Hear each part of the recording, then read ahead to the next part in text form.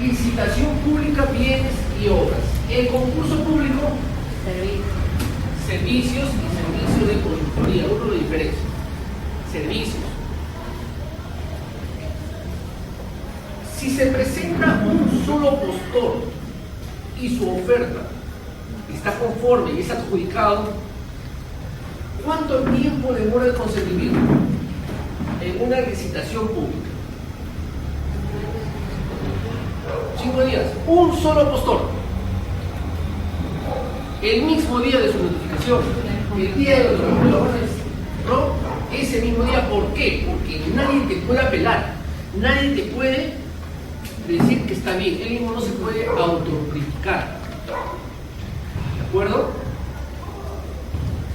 Y si hablamos de una licitación pública y concurso público y hay más de un postor, ¿cuál es el plazo de su consentimiento?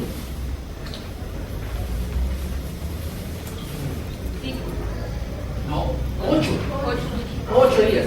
5 días es para adjudicación simplificada. ¿Sí? Comparación de precios. ¿Cuándo se usa comparación de precios, señores? ¿Cuándo está estandarizado? No. Cuando son bienes de disponibilidad inmediata. Bienes de disponibilidad inmediata, bienes comunes, bienes de fácil acceso al mercado. Ahora la pregunta es, ¿solo bienes? También servicios. Bienes y servicios. ¿Sí? Las obras podrían ser por comparación de precios.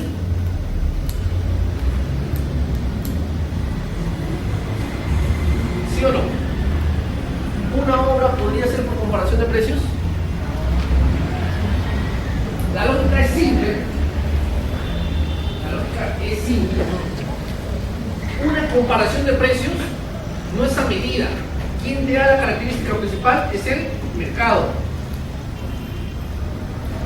Si partimos desde ese punto, el ejemplo de ayer era, el televisor te lo da todas las casas comercializadoras. Yo no le pongo ninguna característica específica, o una característica particular para ser más exacto. Por lo tanto, en una comparación de precios, bienes y servicios pueden ser a través de este procedimiento de selección. Señores, otra consulta. ¿Cuál es la diferencia entre suma alzada y precio unitario?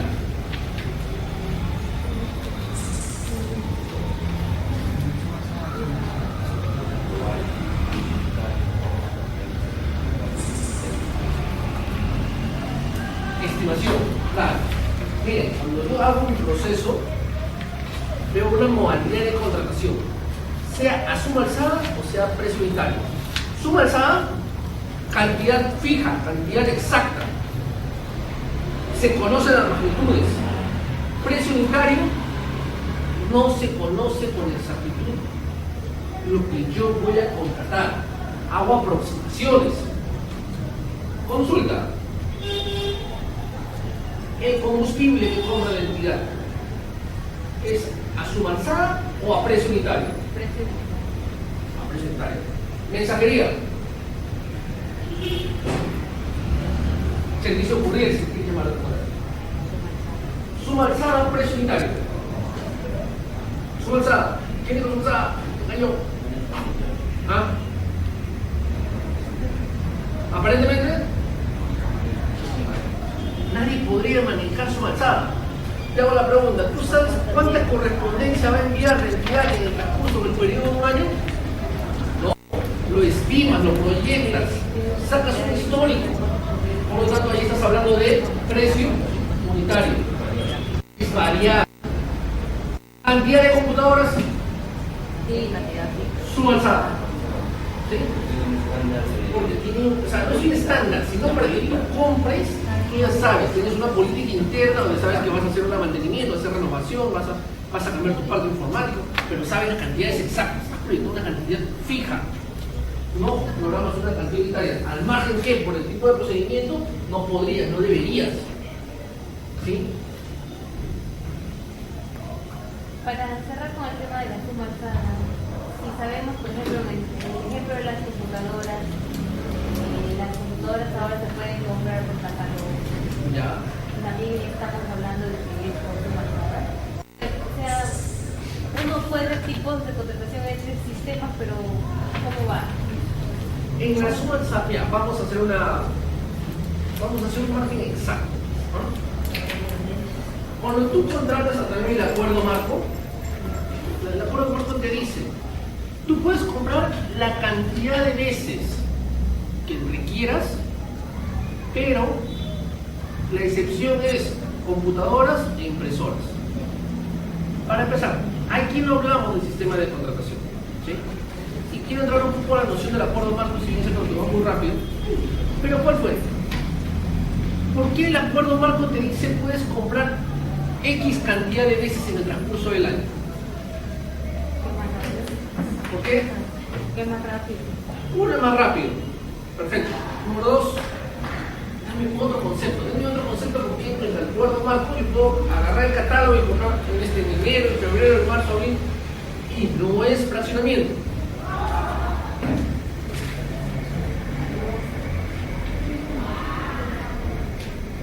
Porque ahí esta lana no te lo permite.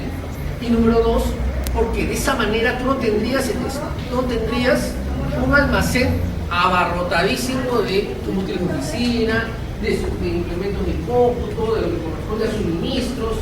Entonces su rotación sería en cantidades menores. Podrías manejar solo en un almacén inclusive.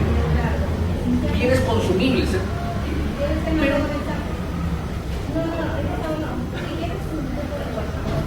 Pero ¿por qué no podrías hacer lo mismo con computadoras e impresoras? ¿Por qué no podrías tomar el mismo criterio en computadoras e impresoras?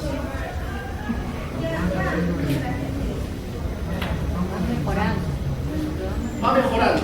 Uno, estamos hablando de una economía de escala. A mayor volumen, mejor precio. Y obviamente las computadoras es diferente. No es que hoy día se me haya ocurrido comprar una computadora y mañana se me ocurra comprar otro. Todo está debidamente programado, ¿sí? Y al margen de todo, es un bien duradero. Es un bien patrimonial. O sea, es un bien que va a tener una contratación hoy y va a tener a futuro todavía un impacto. Va a tener un código, un inventario, va a tener una depreciación. O sea, hay más aspectos que evaluar en este tipo de productos. Al margen que hace mucho tiempo tuvo también una pequeña distorsión en el tiempo que tenía que corregirse, ¿no es cierto? Y por eso el Perú cobra fuerza, se de paso, por estar. Entonces, cuando habla del sistema de contratación, esto va a ser aplicable básicamente a los procedimientos de licitación simplificada, la subasta inversa electrónica también. Pero la comparación de precios, no, porque la comparación de precios aplicaría básicamente la suma alzada. ¿Por qué? Compras de forma inmediata. Ahí no está pensando voy a comprar un producto hoy día, otro producto mañana, otro producto mañana. Hay que comprar todo en una sola oportunidad por la misma naturaleza de esa contratación. Subasta inversa no, porque en subasta inversa es una puja para contratar el mejor precio. Y aún así, ahí tienes el combustible. Por lo tanto, podrías establecer suma alzada o precio unitario dependiendo del producto. Pero vamos a establecer una diferencia entre suma alzada y precio unitario. El día de ayer estábamos viendo el otro tema. Fraccionamiento. ¿Cuándo se fracciona? ¿Cuándo fraccionamos?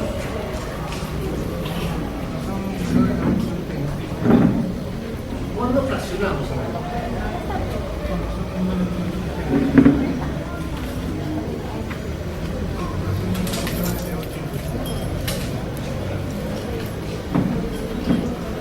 Cuando dividimos una contratación para hacer pequeñas contrataciones, ¿cierto?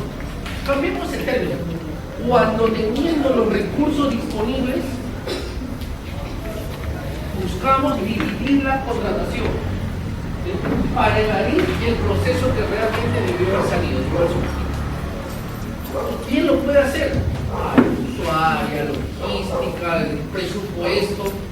Todos pueden hacer toda una jugada para que eso salga. Por eso que la determinación de responsabilidades es sin perjuicio de la determinación de responsabilidades. ¿Por qué no menciona directamente a logística? Porque pues en la cadena, en algún momento del tiempo pudo haber ocurrido. ¿Quién es el órgano de apoyo, el órgano asesor en contrataciones? Logística. Y logística también tiene su deber de instruir a la persona. ¿Sí? Señores, el procedimiento de selección ya quedó consentido. El procedimiento de selección ya quedó consentido. Si el proceso de selección que eligió al postor ganador quedó consentido, ¿qué corresponde ahora?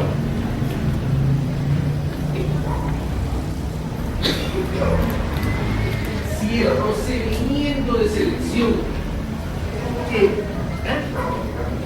ya convocamos, ayer otorgamos la buena prueba, pasamos el periodo de consentimiento, se consintió, nadie me apeló, nadie me dijo que estaba mal, eso es lo que todo estaba perfecto.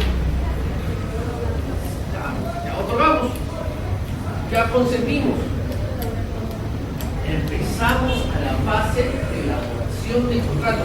Incluso dijimos, inmediatamente después del consentimiento hago la fiscalización posterior para ver si los documentos del postor no me presentó documentación falsa, no me engañó. Eso dijimos. ¿Para qué? Para que veamos la relación del perfeccionamiento. Entonces, después del consentimiento de la buena pro, nace una obligación, la obligación de contratar. ¿Y esa obligación de contratar es una obligación de una sola de las partes o es de las dos partes? Ambas partes tienen esa obligación. No solo el proveedor de entregar sus papeles, sino también de la entidad de firmar el contrato. La entidad no se puede negar a firmar un contrato solamente por el hecho de decir que no quiere ese proveedor. ¿Sí? La entidad es 100% responsable. Pero hay varios escenarios, señores, que vamos a ver. Algunos de ellos que vamos a tocar. Cuando la buena propiedad consentida, la obligación es de los dos. Empresa, Estado. Y los dos tienen esa obligación. ¿Sí? El entidad los postores a contratar. Pero la entidad sí se puede negar. Hay algunas excepciones particulares en las cuales la entidad se puede negar. Vayamos al escenario puntual. Yo tengo una contratación y justo después de la buena pro, después de consentir el proceso, tenía que hacer yo la compra de anchoveta. Voy a comprar anchoveta, conserva, lata. Se consiente el proceso y el Estado declara en veda, no se puede comprar anchoveta. ¿Firmas o no firmas contrato? Mira, es así de simple. Tú ibas a firmar un contrato. Compra anchoveta. Te había ganado otro proveedor. Antes de firmar el contrato, viene una norma y te dice que octubre de 2019 y 2020 la anchoveta va a estar en venta. Ya no puedes firmar. ¿Sí? O sea, todo tu pensamiento, toda tu proyección, todo tu ánimo de continuar con el contrato, ya no podría ser nada, ya no podría darse. Señores, estamos ya nosotros con la mayor intención de firmar el contrato. Y el Estado recorta el presupuesto. Ustedes tienen que empezar a priorizar nuevamente, pese que ya tienen consentido el proceso. ¿Podrían firmar si no tienen plata? Miren la pregunta. ¿Podrían firmar si no hay dinero?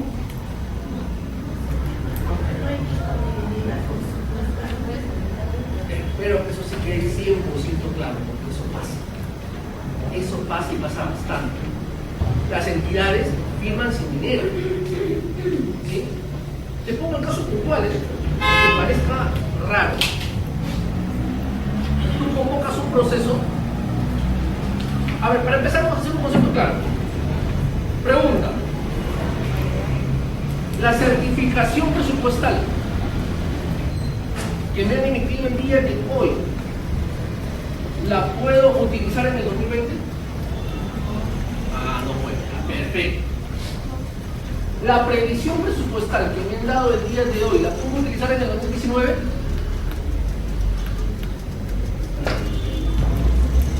La previsión presupuestal, ¿la puedo utilizar en el 2019? Es la misma pregunta que le he hecho hasta el momento. solamente utilizando el otro término, complemento.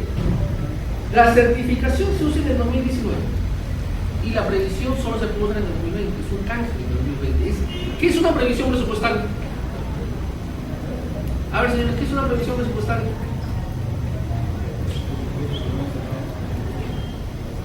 Es una reserva, la previsión es la reserva, es la custodia del dinero que yo voy a usar a futuro, para que a futuro, cuando yo quiera hacer alguna contratación en el 2020, antes de que se utilice el dinero en otra finalidad, en otra actividad, ya está reservado. Nadie lo puede usar.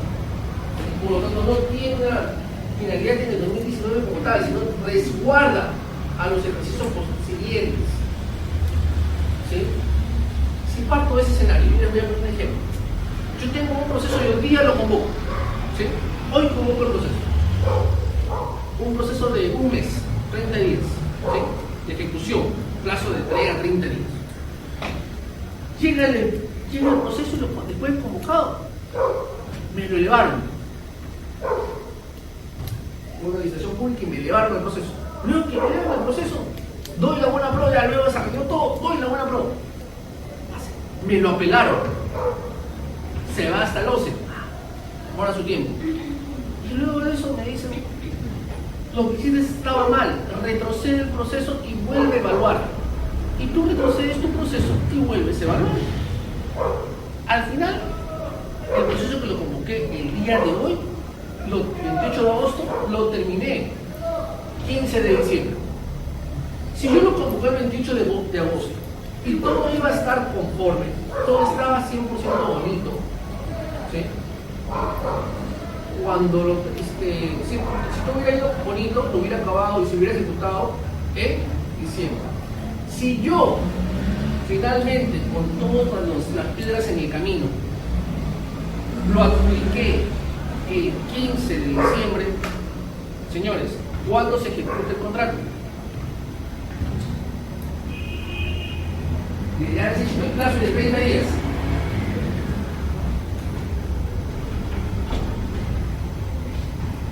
Esos son casos 100% reales, eso es lo que pasa. ¿Cuándo ejecutas? A partir del día siguiente, pero te dije que el plazo de 30 días. Ahora les hago la pregunta. ¿Pagarías una prestación, bien, servicio, vayamos hasta la obra, sin conformidad? No, ¿es cierto? Si yo te he dicho que el plazo de 30 días, aparte de los plazos de contrato que no hemos visto, ¿cuándo se culminaría esa prestación? ¿En diciembre o en enero? En enero. Ahora la pregunta es, con ese escenario mental, que acabamos el 15 de diciembre, el 15 de diciembre otorga la buena prueba, y de ahí tengo 8 días para firmar contrato, y firmo un contrato, por decir, y firmo un contrato. ¿Firmaría contrato sin antes no haber actualizado mi disponibilidad presupuestal? ¿Qué opina?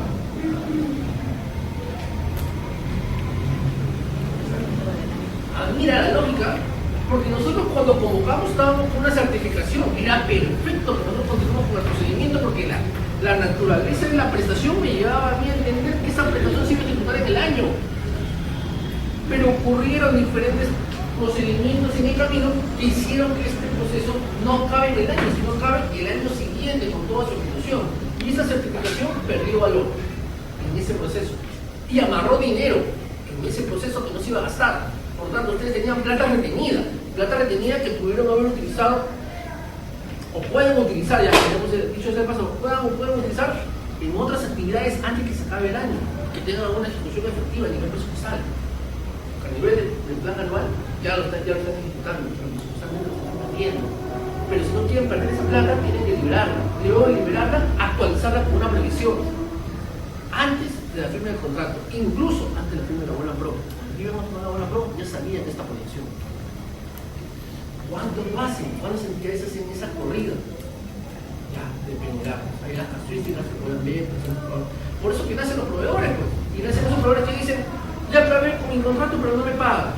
Sí, porque en el momento que te firmaron el contrato no tenían plata. Y no hicieron las reservas del caso. Sí, ese contrato que tenía que ser firmado no tenía una naturaleza correcta. Estaba mal elaborado, estaba mal modificado.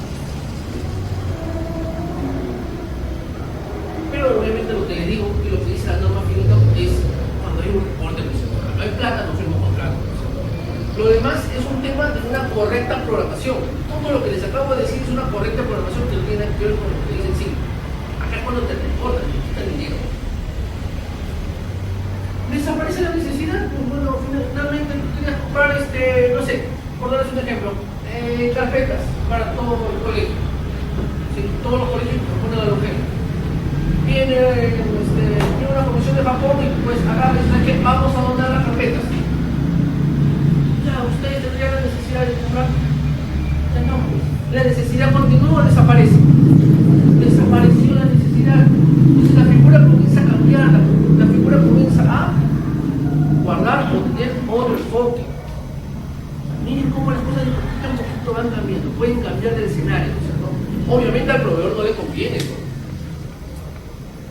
Y bueno, yo les estoy hablando de los escenarios ideales, los escenarios que se dan en mi mira de que tú estás cumpliendo correctamente el procedimiento. Pero a veces hay exquisiteces de las entidades, ¿no es cierto? De las que dicen, yo no quiero firmar un contrato porque ese programa me cae gordo. Ya me falló antes, no quiero que me vuelva a fallar. Así que vamos a buscar una excusa y vamos a desaparecer una necesidad. La norma te dice, muy bien, búscate excusa, aplaudo, perfecto, no lo contrates. Pero eso sí, en este mismo año ya no lo puedes comprar de nuevo. Te cierra. O sea, no es que puedas jugar contra esas condiciones. Te cierra para que tú ejecutes cosas indebidas. ¿Y el proveedor puede dejar de firmar el contrato? Tampoco. Y aquí viene un escenario diferente. La norma te ha puesto una prerrogativa. Cuando el contrato es firmado justificadamente, cuando no es firmado, o no es firmado justificadamente, cuando no es firmado injustificadamente. Cuando hay justificación no hay sanción. Cuando es injustificado hay una posible sanción. ¿Sí? ¿Cuándo podemos hablar de una falta, un contrato o una pérdida de buena pro, porque el proveedor pierde su buena pro de forma justificada? A ver, un ejemplo. ¿Algún proveedor se puede dejar de firmar contrato de una manera justificada? No, pero la vela es responsabilidad nuestra. Es nuestra responsabilidad. Claro, el Estado declara. Estado, otro, un accidente, perfecto, esa fue una muy buena salida. De repente yo estoy aquí en mi local y justamente ya está para allá, te entregó los papeles para firmar el contrato, está todo perfecto, tú lo llamaste, lo citaste, agarró y te dijo, ya estoy cruzando la pista, escucha, se puede accidente, claro, el representante legal de Panamá, no puede, mira, ¿ya? Y encima tú vas a mandar a sancionar porque no vino a firmar. Mira la lógica, esa es la lógica. Sí, pero tú en tu mismo documento pones, pero efectivamente no vino a firmar porque el señor sufrió un accidente de gravedad, sobrecargó su vida y finalmente toma la foto de su selfie de atrás para abajo y listo, se arranca ese tema.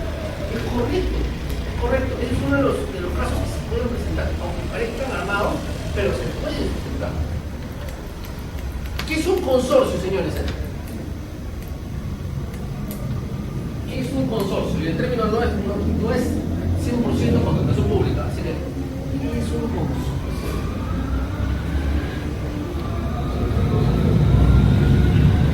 La unión de dos o más empresas que unen sus diferentes habilidades para presentarse en un proceso.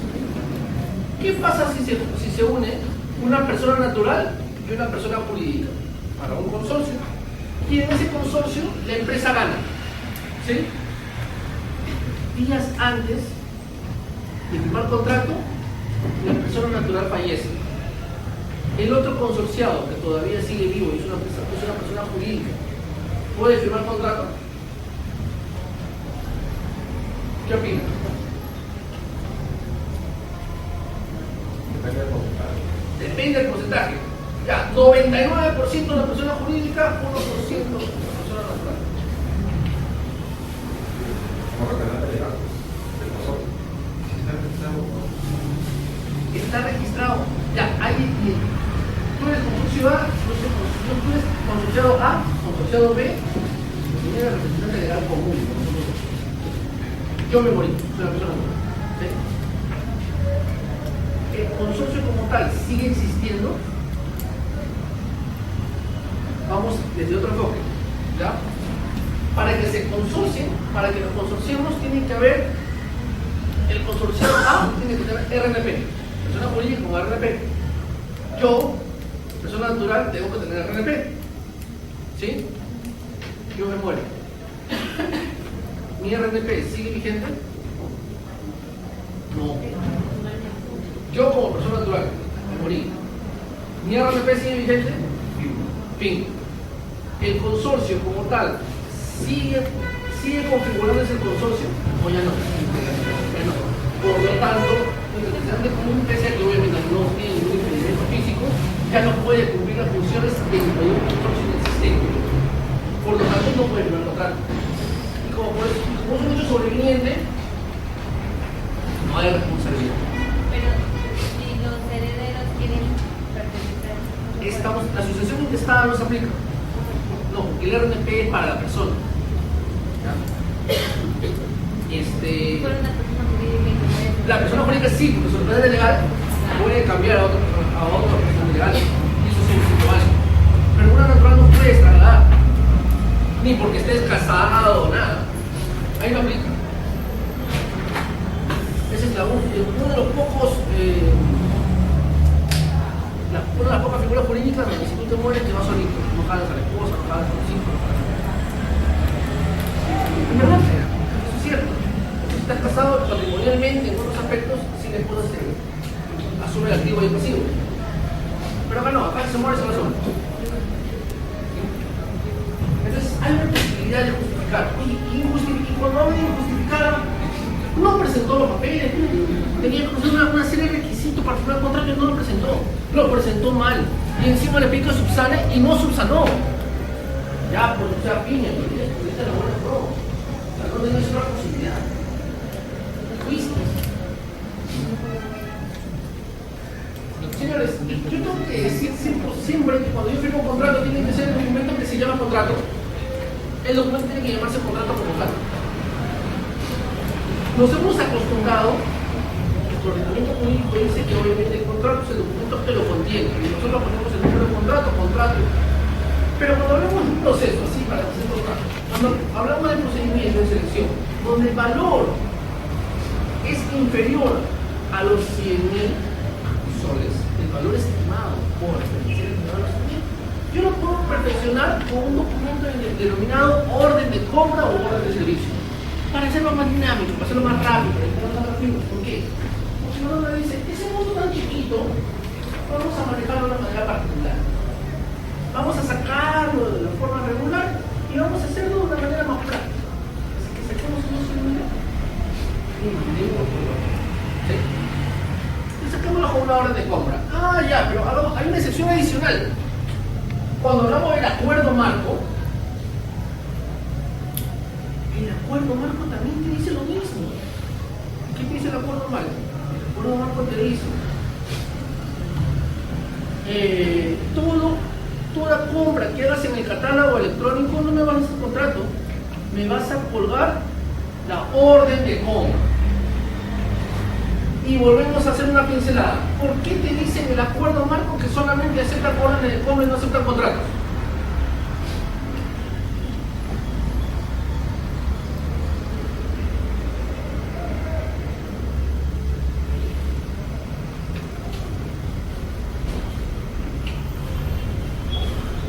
Vamos. ¿Qué haces en el? A ver, vamos a ver. Si ustedes entran al acuerdo marco, hay un universo de proveedores. El acuerdo marco les propone los mejores proveedores. Ustedes tienen que calificarlos. ¿Por qué?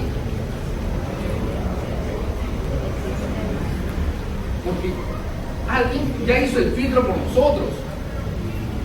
¿Y quién hizo el filtro por nosotros? Se hace no. Vamos, la entidad. Comisión, más allá, vamos, más fino. ¿Quién? Siga. No, eso ya, dejamos semanas, creo que tu clase. Hoy, deja todavía, vamos. Estamos hablando de Perú Compras. el ente rector, el ente que se encarga, el ente rector es OCE. El ente operativo, como ellos nos quieren llamar así, es Perú Compras. Perú Compras regula lo que corresponde al acuerdo de marca. ¿Y qué hace Perú Compras? Preselecciona a los proveedores, hace las condiciones, hace los acuerdos. Por eso es que los proveedores que están en el acuerdo están preseleccionados. Por eso tú no haces un contrato con ellos, porque todo ya está contra el acuerdo. Y tú simplemente le diriges y le pides. Por eso es que la orden de compra dice orden de compra o pedido de internamiento. ¿Sí? Porque ese documento le exige al proveedor que cumpla las características de su contratación, de su orden electrónica, materializada en una orden física. Entonces, miren, de forma pincelada. ¿La entidad se puede alegar a firmar contrato? ¿Sí o no? ¿Cuándo la entidad se puede alegar a firmar contrato? ¿Cuándo? No, llegar a firmar, sea cual sea el documento. Recorte presupuestal. ¿Qué más? Se desaparece la necesidad. O por norma expresa. Perfecto. El proveedor. ¿Cuándo podríamos decir de una causa justificada del proveedor para no firmar contrato? Un accidente. Perfecto. Emergencia. Emergencia, claro, se puede emergencia. ¿Y cuándo es injustificado para firmar contrato? ¿Cuándo? Cuando le observo y no lo subsana. O lo subsana mal. ¿De acuerdo? Perfecto. ¿Cuándo puedo materializar mi perfección contractual con una orden de compra? Cuando son menores a 100.000. Y en acuerdo marcos, siempre orden de compra o orden de servicio. Sí o sí. No hay otra opción.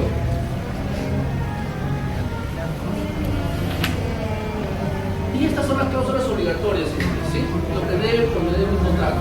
El documento que lo contiene, el documento de procedimiento, la oferta ganadora y lo que contiene las obligaciones de parte. Y las cláusulas que hay que ver siempre, hay que tener en cuenta garantías, la cláusula anticorrupción, solución de controversia, resolución de contrato de cumplimiento y la cláusula de identificación de riesgos. Esto para tener presente. Bueno, ¿y qué tiene que tener en cuenta la entidad? El contratista sí o sí tiene que tener RNP vigente. ¿Y eso quién lo ve? ¿Quién tiene que tenerlo en cuenta? ¿La entidad o el contratista? Las condiciones del postor. ¿Quién tiene que tenerlo en cuenta a la hora de firmar el contrato? ¿El postor o la entidad? ¿A quién le interesa? A la entidad firma. Entonces la entidad nunca lo va a hacer firmar cuando el RNP esté vigente. No esté impedido, inhabilitado, verifique su capacidad de libre contratación en el caso de obras y que tenga la especialidad en el caso de la posibilidad de obras dependiendo del tipo de procedimiento que estoy sacando. ¿Cierto? Eso es lo que yo como entidad, son las condiciones que yo como entidad tengo que verificar antes de firmar. Pero también todas las fases de un procedimiento de execución piden documentos para firma. Y yo tengo que tener en cuenta y presente qué documentos sí y qué documentos no corresponden. Y voy a pedir garantías. Y voy a pedir contrato de consorcio con firmas legalizadas cuando me hayan presentado el consorcio. Y les voy a pedir un código de cuenta bancario, CCI, para que cuando yo tenga que hacer contrato, verifiquen los documentos. Y lo más importante, una vigencia de poder. Un documento donde se acredite que la persona que va a venir a firmar tiene la facultad de representación y de suscripción de documentos, su representación contractual con su empresa para que me pueda firmar un contrato, como mínimo, de tal manera que yo pueda advertir con claridad qué es lo que yo necesito y qué es lo que yo debo hacer. Entonces, todo lo que yo pida para el perfeccionamiento del contrato es lo que yo tengo que hacer. Esa es la condición. Eso es lo que tengo que hacer. Yo tengo que saber las condiciones que el proveedor tiene que tener. No puede estar inhabilitado, no puede estar impedido, tiene que tener el RNP vigente. ¿Y qué tengo que ver como de mis bases? Que se cumplan todos esos requisitos que yo he colocado. Las garantías, el CCI, el contrato de consorcios. Y en específico, ¿quién tiene que tenerlo presente siempre? el postor, porque es el postor que tiene que presentarlo ante la mesa de partes, o donde designe la entidad, dicho sea de paso, para que pueda viabilizar y pueda correr el proceso.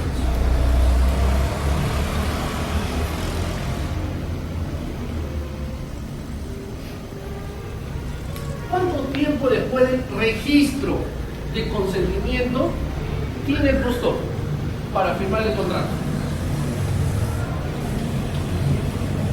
¿Cuántos días? 8 días.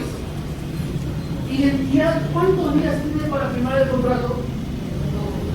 2 días. Siempre. Buena pregunta. En esa etapa estamos en días hábiles. ¿Por qué? Porque todavía ¿en qué fase estamos, señores?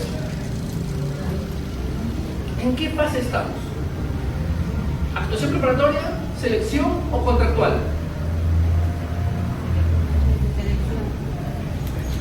Estamos en contractual.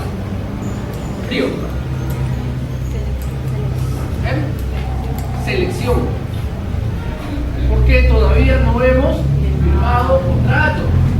O sea, todas estas etapas, señores, siguen siendo selección, siguen en la fase de selección, porque todavía no hay contrato firmado. O sea, yo después de que se registre el consentimiento, voy a tener 8 días, para presentar los papeles si yo fuera un postor. Y luego de eso voy a tener 2 días, yo como entidad para revisar los papeles rapidito y hacer mi contrato. Bueno, señores, ¿qué pasa que si yo digo que para mi primer contrato tenía que presentar 10 documentos y de los 10 que presenta encuentro error en 2 de ellos? ¿Le quito la buena moral al proveedor? ¿Qué opina? Que subsane. Se le notifica al proveedor para que subsane. ¿Y cuánto plazo máximo le puedo dar? ¿Cuánto? ¿8? No, 2, ojo. 4, máximo 4. ¿Quién determina la cantidad de días? No, la entidad. O sea, tú tienes 8 días. 2 días. Y en estos 2 días yo hago la notificación. 4. Pero 4 es el máximo. 4 es el máximo plazo. ¿Sí? Entonces yo tengo que dirimir. ¿Qué voy a presentarle? A ver, si un proveedor, vamos a un ejemplo básico. Si un proveedor no me presenta su formato CCI, ¿cuántos días le da de sustentación? No te presentó el CCI. 1 día. Perfecto. ¿Ya? Si un proveedor no me presentó su carta fianza, ¿cuánto tiempo le daría?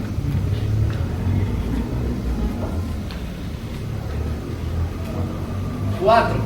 Correcto. ¿Por qué? Porque tú no sabes cómo te maneja la entidad financiera, porque tú no sabes cómo el proveedor tenga su línea de crédito, qué tan difícil sea conseguirlo, y qué debo buscar yo en una contratación, que el proceso no se me caiga, que sea eficiente la adjudicación que estoy realizando, por lo tanto, marco el plazo máximo. ¿Sí? Finalmente, eso es criterio de discrecionalidad de la entidad, pero tenemos que hacer un buen criterio. Miren, el formato es sencillo, yo tengo mi número de cuenta, agarro, lo busco, veo los números y lo pongo, y listo. O sea, se acabó el trabajo, no voy a hacer absolutamente nada más.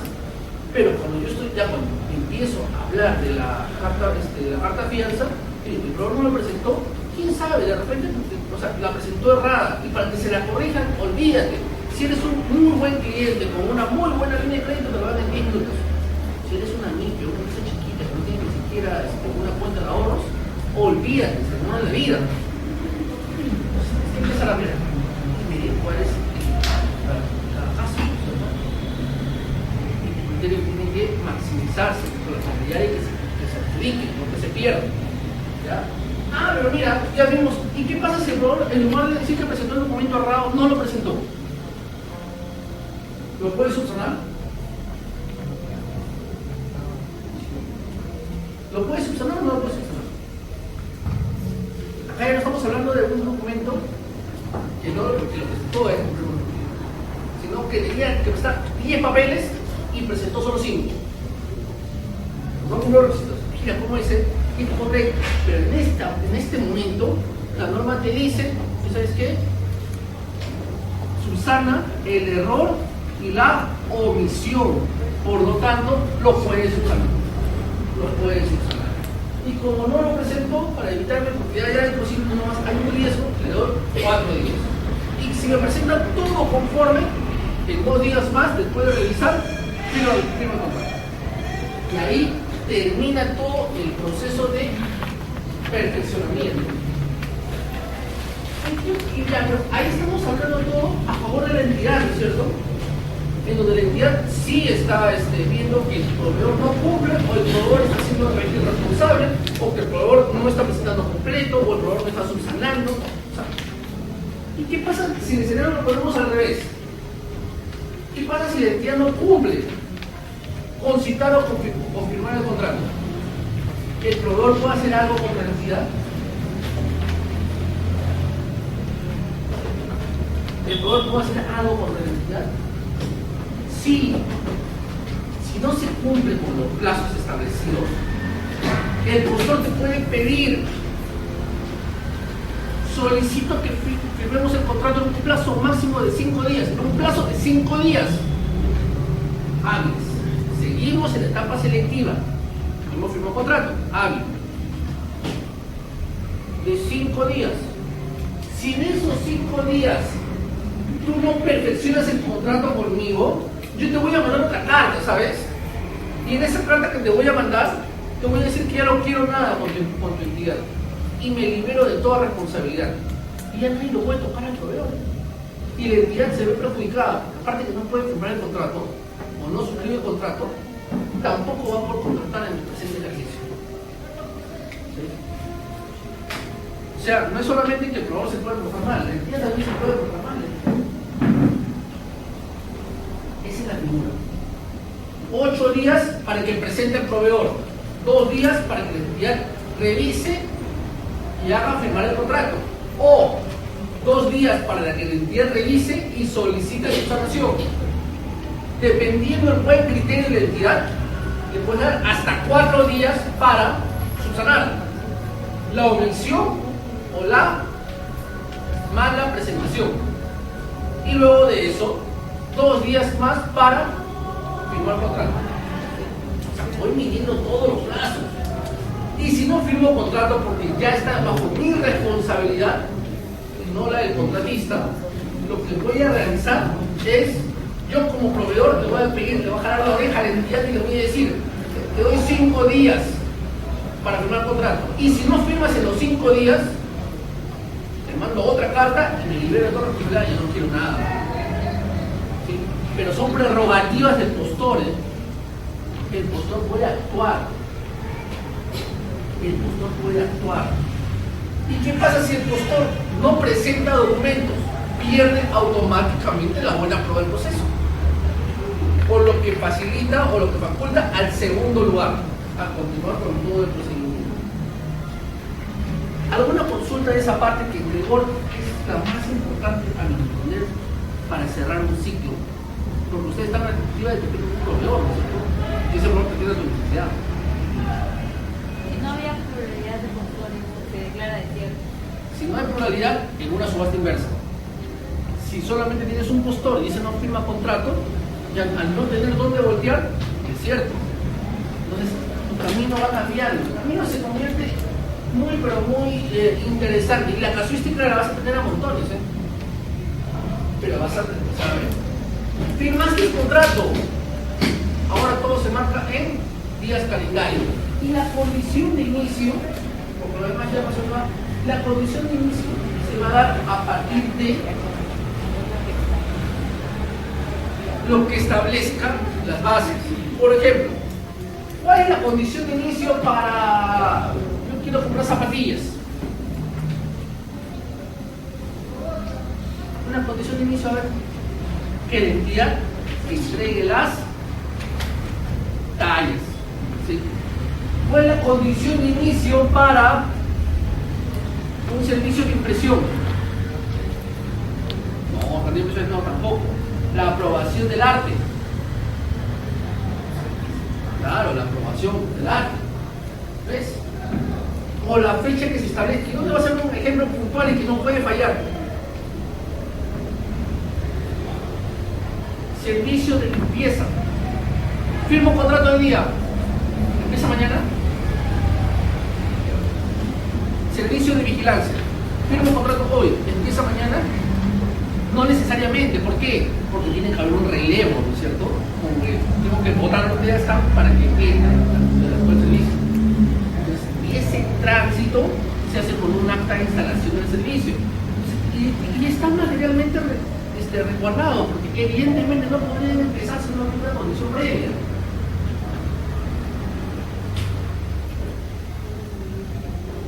Tenemos varias garantías. ¿Ya?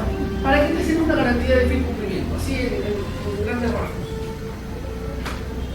Para que respalde tu contrato, para evitar que un posible incumplimiento de parte del contratista. Y esta garantía puede ser una garantía como una carta fianza o como una póliza de caución. Y tiene que mantenerse vigente durante todo el proceso de toda la ejecución contractual. Y además tiene que ser respaldada por el 10% del monto de lo que te he adjudicado. ¿Sí? Por el 10% del monto que te he adjudicado. Esa es la excepción. Primero vemos la regla. La regla es el 10% del monto adjudicado. Y como excepción, hablamos de todo monto que esté por debajo de lo adjudicado a 100.000, no necesita. Y recordemos que cuando hablamos de menor a 100.000, exonerado que no necesita, hablamos no por el contrato, sino por el ítem. ¿Sí? Porque debemos entender que cada ítem es una contratación de forma independiente. Entonces, acá vamos. ¿Qué características tiene las garantías? Sean adelanto de cumplimiento de prestaciones accesorias o el cumplimiento del contrato. Es solidaria, es irrevocable, es incondicional y de realización automática en el país.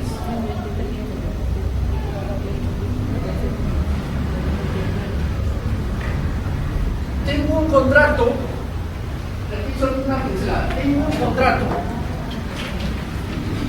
de un año. Para la firma del contrato me presento una carta fianza de un mes, con vigencia de un mes. ¿Puedo o no puedo firmar el contrato?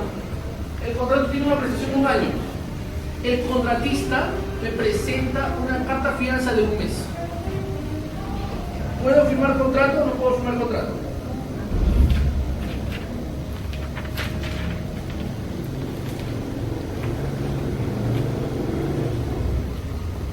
Vamos a preguntar de nuevo. Quiero el servicio de vigilancia por un año. El proveedor me presenta una carta fianza por un mes. ¿Puedo firmar contrato o no puedo firmar contrato? Sí, porque puedo renovar, porque ahí te dice, la carta fianza se debe mantener vigente. No dice que tiene que estar vigente. Por lo tanto, es responsabilidad de logística y del proveedor mantenerla vigente, y de logística de que si se vence, la ejecute para que no quede respaldado, que su contrato siempre esté respaldado. ¿Hasta cuándo es necesario tener la carta fianza de firme cumplimiento? ¿Hasta cuándo es necesario? Si yo la carta fianza dice que respalde para que el proveedor cumpla, ¿cuándo puedo yo decir que el proveedor ha cumplido? Con la conformidad o con la liquidación. Cuando ya está conforme, ya la carta fianza pierde su razón de ser, porque se da a entender que el proveedor ya cumplió con lo que realmente necesitaba.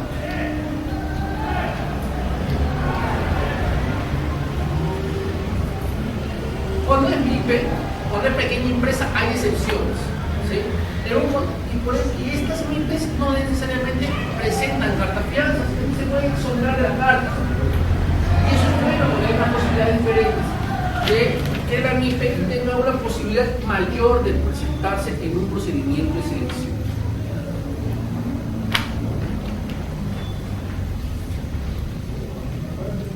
Vamos a hablar de la garantía de prestación accesoria. ¿Sí? Cuando otro habla de liquidación nombres y no vamos a ver. Prestación principal. A ver, vamos a hablar ¿Cuál es la diferencia si yo contrato una contratación de adquisición, una adquisición de aire acondicionado por mantenimiento por 12 meses, mantenimiento preventivo por 12 meses? ¿Cuál es la adquisición principal y cuál es la prestación accesoria? Del aire. Eso es principal o accesorio. Principal. Y lo accesorio es, ¿te convendría, ahora va la pregunta, ¿convendría hacer solo una carta fianza? ¿O es mejor hacer dos cartas fianza? Una por la principal y otra por la accesoria. ¿Ah? Tú que fueras la proveedora, quieres venderle a una determinada entidad, ¿te conviene hacer una sola carta fianza? Mira, fíjate que si hablamos del aire acondicionado, el aire acondicionado vale 300.000 y la garantía me vale 30. Vamos a ese supuesto. ¿Me convendría o no me convendría?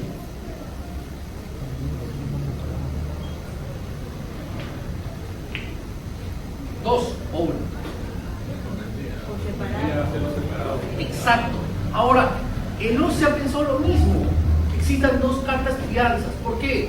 Porque la razón de ser de la prestación principal se culmina en 15 días, 20 días entre la instalación y terminó.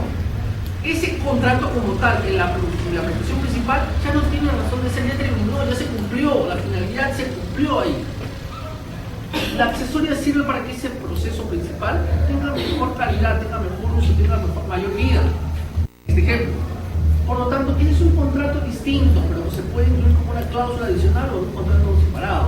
Y por lo tanto, para que el rol cumpla ese pequeño contratito que es conexo, que es accesorio, le pones una cláusula, una condición particular.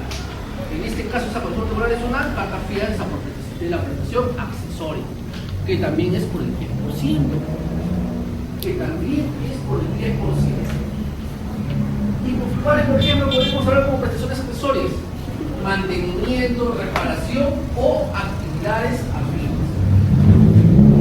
Y lo que decía el amigo, hay excepciones en la garantía de firme cumplimiento. ¿Cuándo hay una excepción de la garantía de firme cumplimiento? Contratos menores a 100.000 soles, o cuando el ítem del procedimiento de selección sea inferior a 100.000 soles. ¿Sí?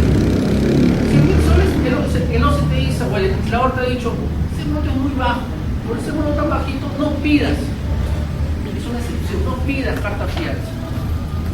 ¿Sí? En inmuebles tampoco. ¿Por qué? Oye, ya me estás dando tu inmueble me estás dando. Es suficiente garantía, no hay un riesgo de incumplimiento porque la posesión va a ser tuya.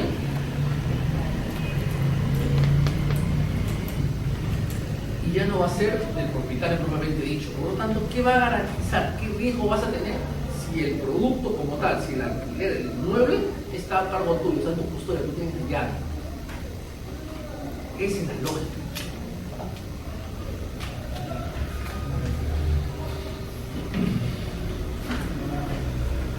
Si las bases se establecen, si el estudio de indagación de mercado ha permitido y ha indicado y ha hecho que se actualice la especificación o término de referencia, puede haber una garantía por adelanto. Pero en bienes y servicios, para ser específico acá, se puede hasta el máximo de 30%. ¿Y qué condiciones tengo que tener en cuenta para esa garantía? Que el proveedor me la tiene que solicitar dentro del plazo establecido en las bases. Tiene que presentarme, aparte de esa solicitud, una carta fianza por igual monto de la garantía que estoy pidiendo. Y además, tiene que adjuntar su comprobante de pago. ¿Sí? Y si cumple con ello, perfecto. Ah, y esa carta fianza, ¿por qué tiempo? Mira, cuando hablamos de qué cumplimiento, tenía que mantenerse vigente. En cambio, cuando hablo de adelanto, el adelanto dice que tiene que ser como mínimo 3 meses, salvo caso excepcional donde se podría evaluar la pertinencia de un plazo menor. Entonces la norma te comienza a poner diferentes escenarios para la carta de fianza. Y obviamente para que lo solicite, tiene que hacerlo en el periodo establecido en las bases. La entrega se realizará en la oportunidad establecida en la base. La base te dice, pídemela hasta tal fecha y te la entregaré hasta tal fecha. En periodos. Ah, mira, y a medida que tú ya vas avanzando, En la vida tú vas avanzando, tú vas a ir amortizando, no es que te da la plata hoy y tú vas a en el pago final recién tú vas a pagar. Por eso que se aplican pagos parciales. Y por lo tanto, en la medida que vas avanzando y vas amortizando, tú también puedes disminuir el valor de tu carta fianza. Ya no necesitas una carta fianza por el 100, necesitas una carta fianza por el 100. Entonces, la norma te va a dar ciertos quiebres y 30% por el mencionado para el caso de bienes y servicios. La carta fianza, ¿cuándo se ejecuta? ¿Te sirve una carta fianza vencida? ¿Qué opinas? ¿Sí o no? No, ¿no es cierto? Entonces, ¿qué debe hacer el logístico? Advertir cuando se acerca la fecha de vencimiento. Y si el contratista no la renueva, la ejecuta antes que te quede desprotegido. Eso es lo que piensa. ¿Sí? Ah, y cuando se resuelve el contrato, ¿cómo queda la garantía? Cuando se resuelve el contrato, ¿cómo queda la garantía? Ah, si se resuelve y es por causa imputable al contratista, tú no la vas a ejecutar inmediatamente, porque tú puedes resolver el contrato y probablemente el contratista dice, no, tú estás siendo un abusivo, porque ese contrato no se tenía que haber resuelto. Entonces tengo que esperar a que se consienta. Y después que se consienta, yo chapo su garantía. O sea, yo no puedo ser, o sea, el Estado no es prepotente. El Estado busca, ¿sabes qué? Yo te resuelvo, pero tienes tu derecho a reclamar. Una vía conciliatoria y una vía arbitral. ¿Sí? Pero tienes tu derecho a reclamar. Si no reclamas es porque estás consciente que está bien resuelto, y recién cuando estás consciente que está bien resuelto, te 30 días.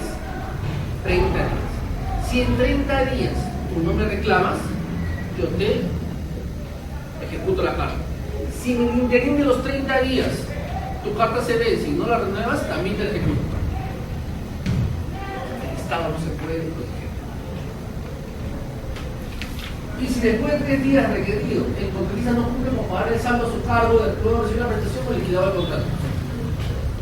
Quiero liquidar el contrato y tienes saldo y tú no pagas, ¿cómo es? ¿Para qué? Para que el Estado no se perjudique. La garantía es de por adelanto se ejecuta cuando resuelve declarar nulo el contrato que exista riesgo sustentado de posibilidad de conciliación. Aún cuando se ha iniciado la conciliación. Si ya estoy en etapa del día del adelanto y se culminó el contrato o se declaró nulo el contrato, yo no voy a continuar. Entonces, así sea un tema arbitral, tú no tienes por qué retener mi dinero. Así que me lo devuelves o si no, te cojo tu carta fianza. Eso es lo que dice la norma. Entidad de ejecutarla requiere enviar un teléfono de entrevista o un plazo de 10 hábiles para devolver el monto pertinente a amortizar bajo procedimiento de ejecutar la garantía. Señores, tienen ahorita un pequeño break. Después del break hacemos una práctica y continuamos. ¿Sí?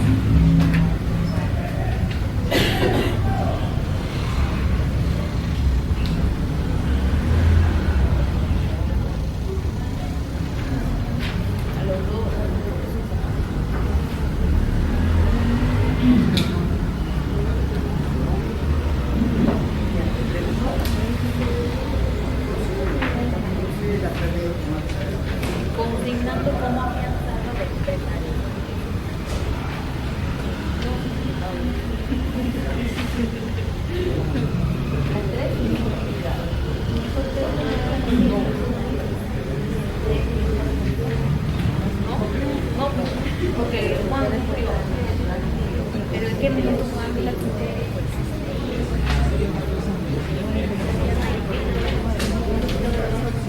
Ah, no, al día siguiente querían para firmar el contrato.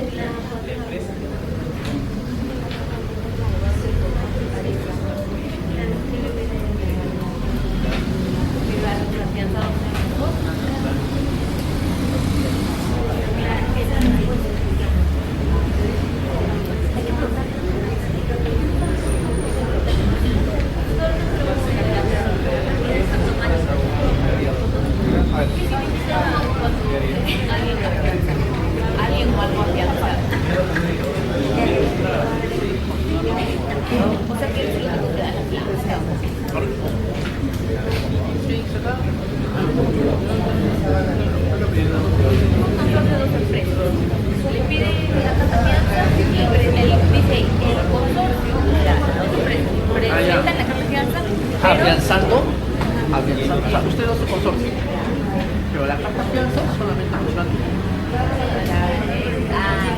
O sea, el afianzado no son las dos. Pero si mi norma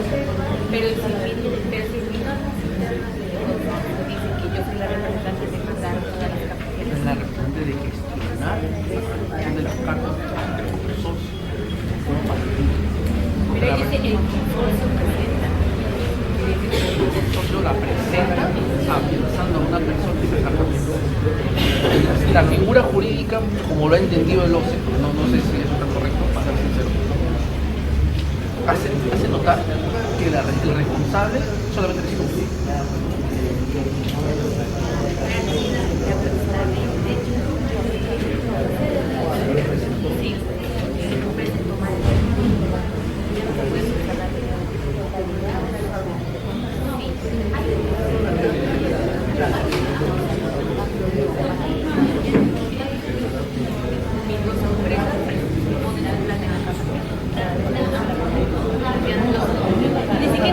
Ni siquiera todo, no se puede hacer cosa más.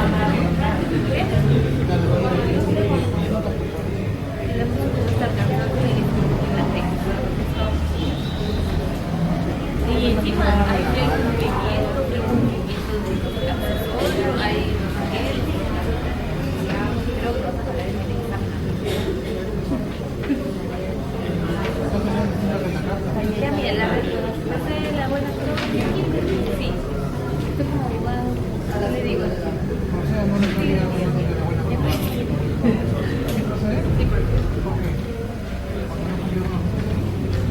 Sí, porque cumplió pero mal. O sea,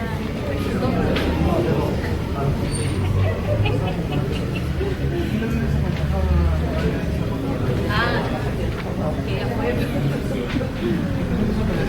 No, es que la apelación no puede subsanar. Ya te dije que subsanar 4 días de claro y tú subsanas la mal. Automáticamente se pierde la buena prueba. Pero igual se queda diciendo bueno, porque se muere.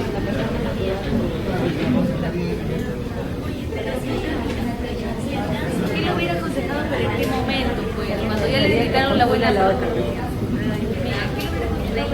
Cuando ya fue la buena prueba, que si es que antes no presente, yo después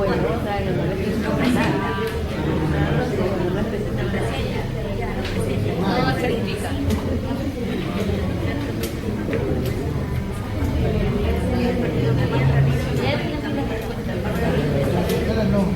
A ver,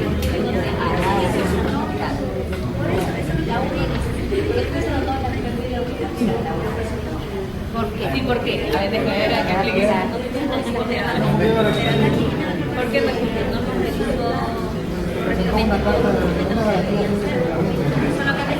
no, lo que pasa es que cuando claro, tengo bueno, el otro que no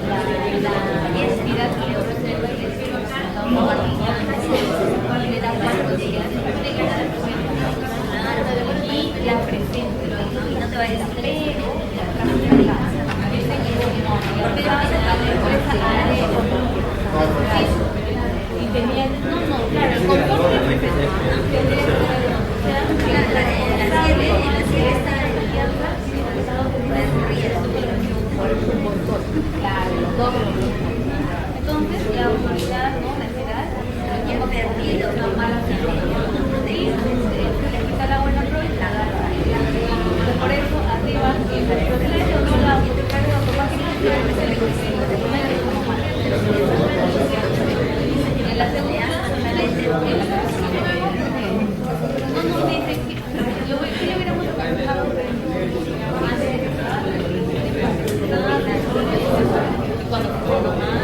cuando ya perdí la buena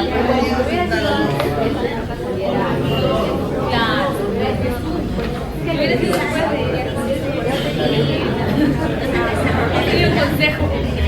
Ya, y la 3 es solamente la decisión de 20 años no es correcto. Porque unos días antes no era el segundo control era de la automáticamente se muere natural y luego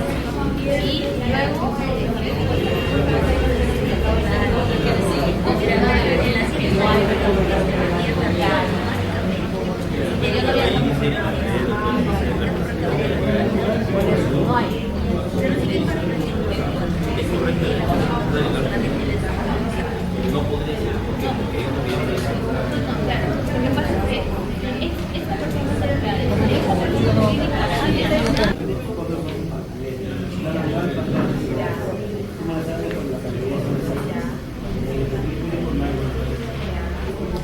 esta persona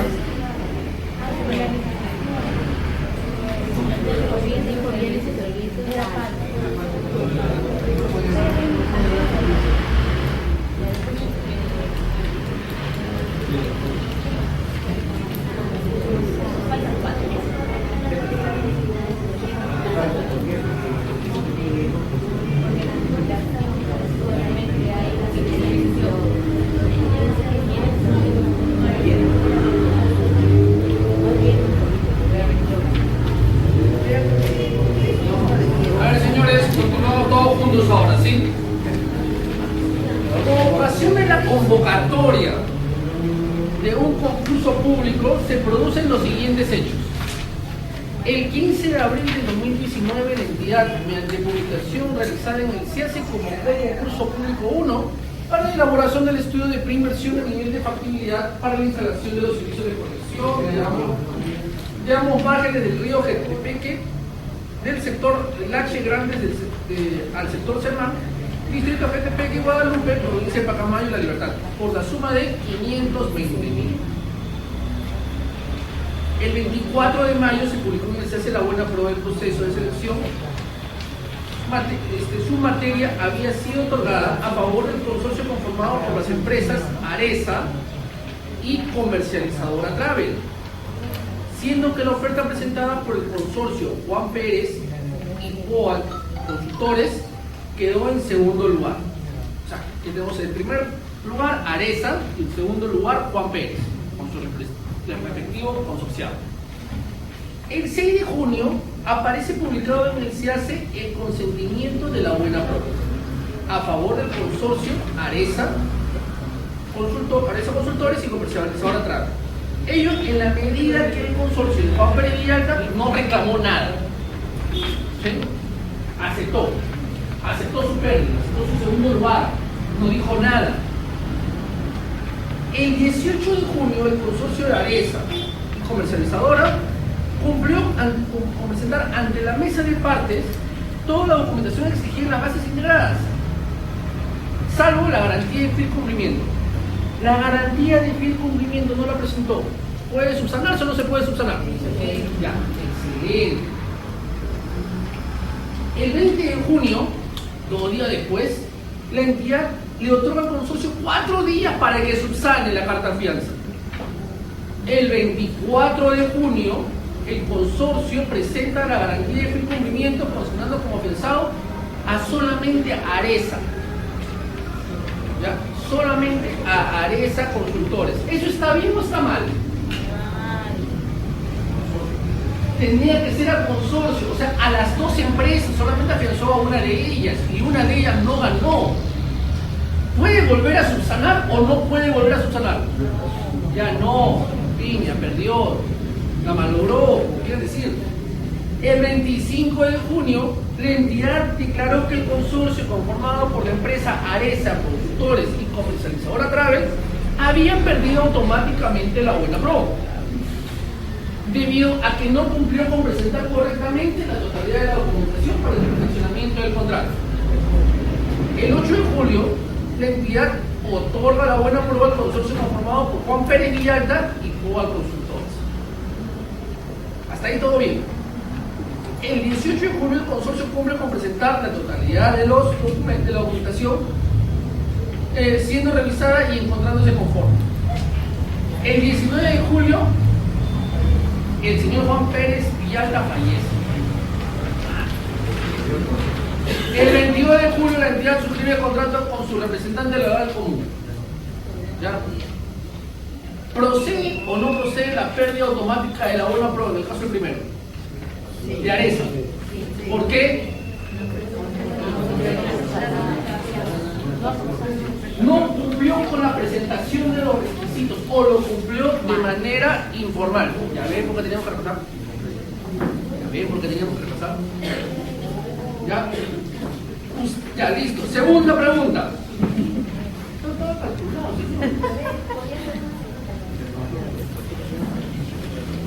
Usted, como abogado, como consejero del consorcio Aresa, Consultores y Comercializadora, ¿quién le hubiera aconsejado?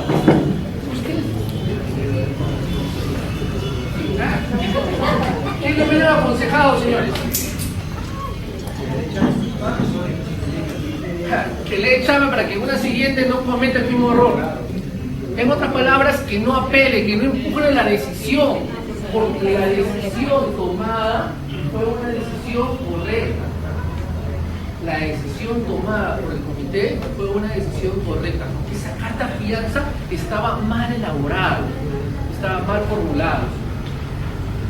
¿Es correcta la decisión de la entidad de suscribir el contrato con el representante común, legal común, del consorcio Juan Pérez Villalta y Cobal Consultores? ¿Sí o no? ¿Fue correcto o no fue correcto esa firma de contrato?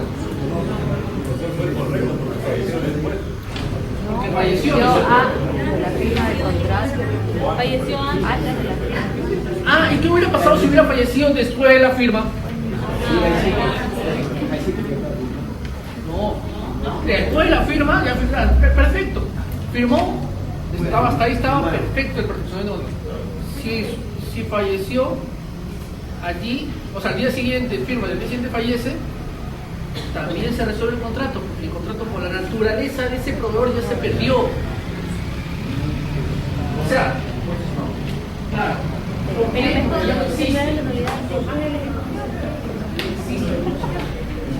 ¿De acuerdo? Siguiente pregunta, señores. Ahora vamos a ver otro temita. Vamos a hablar un poco para los temas. ¿Sí? Esto es para que se refuerce justamente esa parte que digo, porque este es el caso práctico 100%.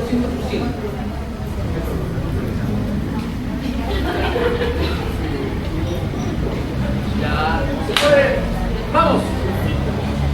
Señores, ¿qué es lo que hace el Estado si el proveedor no cumple? Lo sanciona. Pero durante la ejecución contractual, ¿cómo lo puede sancionar? Penalizándolo. ¿Y qué hace la norma de contratación pública para penalizarlo? Por norma general, ¿qué dice? Yo te voy a penalizar por un retraso. ¿Ya? O sea, si tú tienes algún retraso en días dentro del periodo ofrecido, yo te voy a dar una formulita para que tú la apliques en tu proceso y te aplico una penalidad por otro. Oye, pero ¿acaso es la única penalidad que se puede aplicar? La respuesta, no. Entonces, ¿qué pasa si yo no vengo a trabajar y soy parte del equipo de limpieza y he firmado un contrato? Ah, aplicaré una penalidad distinta a la mora. Y la entidad tiene esa facultad, esa prerrogativa de poner penalidades especiales, o lo bien conocido como otras penalidades. Entonces, la penalidad por mora, que es la penalidad por excelencia, es de 10% del monto del contrato. Y una penalidad por mora también es 10% del monto del contrato. En total, la entidad podría aplicar la parte de hasta un máximo del 20% de penalidad. ¿Sí? Y la penalidad no tiene el objetivo de que el proveedor se desaliente, sino corrige una conducta, desincentivar su incumplimiento. No busco yo con una penalidad castigarlo, sino corregirlo. ¿Todas las entregas periódicas o parciales, la penalidad corre sobre ese lapso o por el monto total? No, sobre ese lapso. Inclusive con la nueva modificación, la 3225, ahora te dice que por el tramo, el pago que tú vas a realizar, por ese pago aplica la penalidad. Claro. Antes se entendía que si la ejecución era continua, y vamos a poner un tema específico, si fuera una consultoría, tú tenías que aplicar la penalidad sobre el monto total del contrato, porque se entiende que el monto total del contrato recién te va a dar como resultado un producto que te va a ser de utilidad, ya que los mini tramos no te iban a servir. Eso era lo que antes se pensaba, que entiendo que era lo más correcto. Pero como generó tantas confusiones y tantas formas de ver, ahora ¿qué te dice la norma? Es por el tramo. Acá tú pagas y sobre este concepto tú aplicas la penalidad, sobre ese monto, sobre ese plazo, sobre esos tiempos. Con los servicios de transporte que tenemos, que son varias entregas, Claro. hablamos sobre esas entregas. Ustedes, el servicio de transporte, lo que quieren en el servicio de transporte de ustedes es un servicio de transporte de carga a nivel del peso-volumen. Claro, y sobre ese peso-volumen aplican la penalidad sobre cada envío respecto al acta de entrega y la guía de recepción. Claro. Ustedes han copiado eso del Minedo, ¿no es cierto? Claro, es la copia del Minedo. No, es que ustedes, sí, eso es malo, ¿sabes qué les digo? Porque ustedes hacen todo lo que tiene relación al SIGA, y el SIGA Minedo les da a ustedes los parámetros específicos para seguir la lógica de cuánto va a valer cada uno de esos pesos volumen que van a aplicar. O sea, tiene una relación directa. El control que llevan ustedes desde acá está orientado directamente al presupuesto que se les asigna. Mineo suelta, abre el caño del presupuesto y tiene una relación directa justamente a esos pesos volúmenes. Y la figura que tú marcas es la misma figura que se marca en la matriz. En este caso para ustedes, si no me equivoco, la 120. La ejecutura 120 es la que hace la gran bolsa. Y de ahí nacen las pequeñas bolsas que se enlazan en el tiempo para que lo que llega al agujero llegue directamente al colegio. Esto es una cadena interesante. Una vez que íbamos a calcular sobre el monto de contrato, porque siempre salió, y esto al final el contratista no salía de bien. Lo que pasa es que justamente cuando se empezó a hacer el cambio, la norma, no la norma, sino se veía que era lo más eficiente. Entonces tú decías, oye, yo te voy a contratar por 5 toneladas. Y esas 5 toneladas en estricto a veces eran 4 toneladas y media, o a veces eran 5 toneladas y media que va a día, pero no tenías un cálculo exacto. Entonces de acá hace unos 4 o 5 años atrás se empezó a usar la acta de peso y se comenzó a hacer la fórmula del peso-volumen para determinar cuál iba a ser la cantidad real a pagar.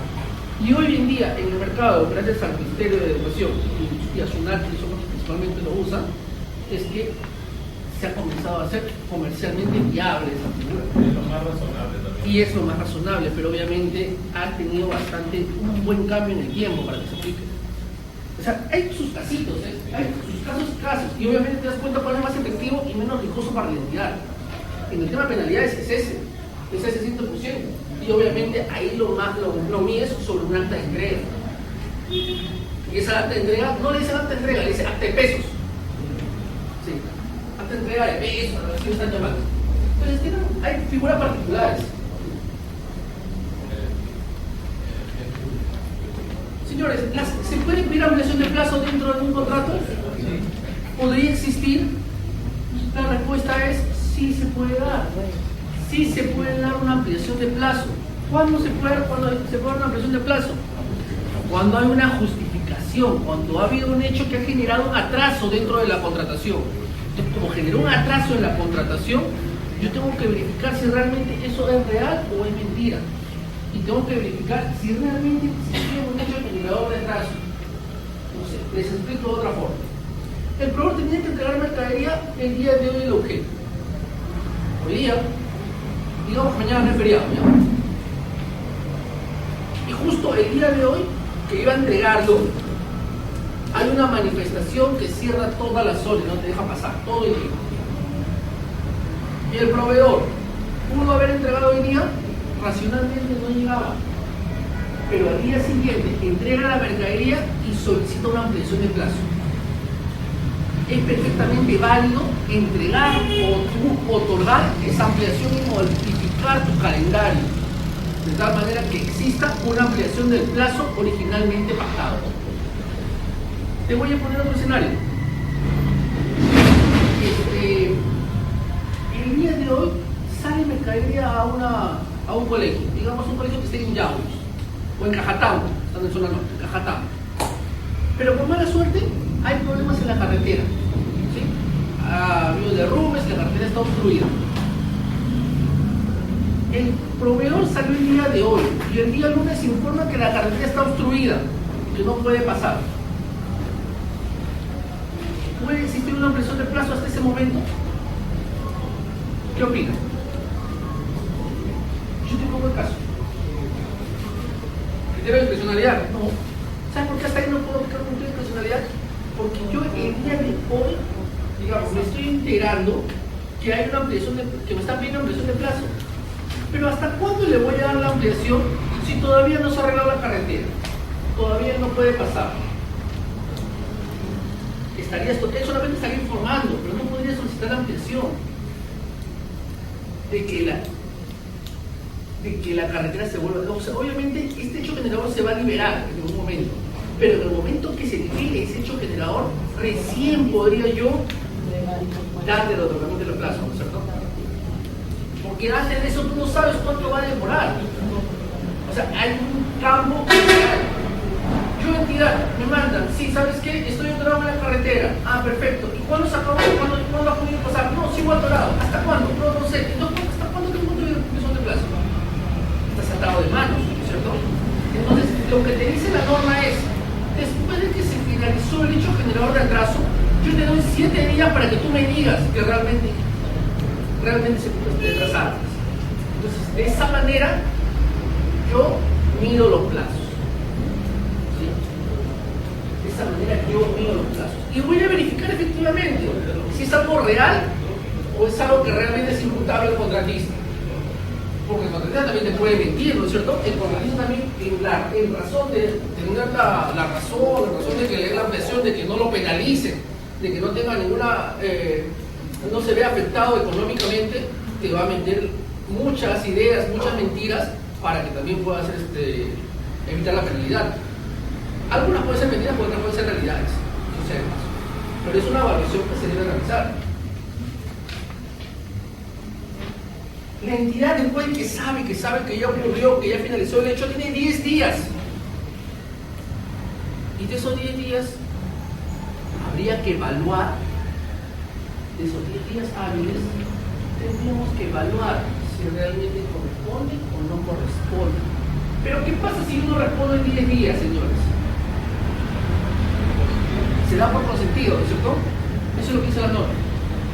¿Saben qué?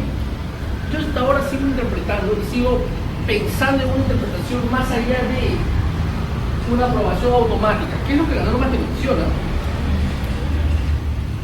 Y lo digo por lo siguiente. A ver, amigo, tú eres logístico, ¿no es cierto? Yo te digo que estoy llevando mercadería. Se malogró no se malogró la carretera, se malogró mi carro, porque no lo pasé por revisión técnica y justo mi camino se malogró. El plazo de entrega era de 3 días. Yo te pido 30 días. Es la ampliación. Y tú lo traspapelas. ¿Ya? Pasaron los 10 días. ¿Esa aprobación automática de 30 días? Mira, la lógica. A pesar que es irracional, pero la norma también te dice, ¿no es cierto? Si no hay pronunciamiento, se tiene de aprobar la ampliación del plazo bajo responsabilidad del titular de la entidad. ¿Qué pasa si no te hubiera pedido 30 días? Que ya de por sí es irracional. Si no te hubiera pedido 100 días, ¿le consideras la presión de 100 días? O sea, será, en un sentido parecería que sí, ¿no? Pero ¿por qué te dice bajo responsabilidad del titular de la entidad? Porque ahí ese acto lo puede anular.